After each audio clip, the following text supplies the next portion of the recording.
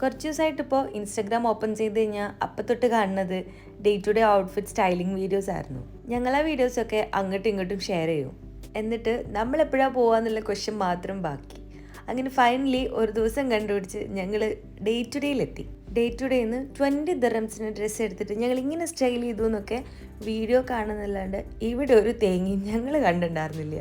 പേരിന് പോലും ഒരു ഡ്രസ്സ് ഞങ്ങൾക്ക് കിട്ടിയിട്ടില്ല എന്നുള്ളതാണ്. പിന്നെ അവിടെ കുറേ നല്ല ക്യൂട്ടായിട്ടുള്ള നൊസ്റ്റാൾജിക് ഐറ്റംസ് കണ്ടു. പണ്ട് ഞാനൊക്കെ സ്കൂളിൽ പഠിക്കുമ്പോൾ ഇതൊക്കെ ഭയങ്കര കോമൺ ആയിരുന്നു. എല്ലാവരുടെ കയ്യിലുണ്ടാവും ഇതുപോലെയുള്ള butterfly.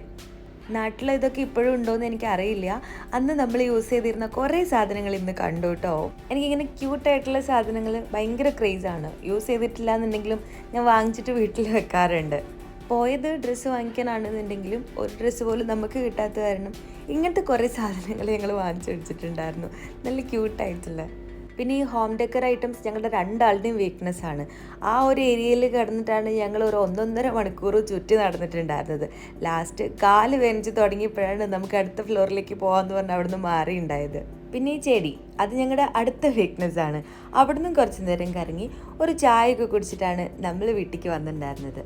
Thanks for watching. Love you all. By.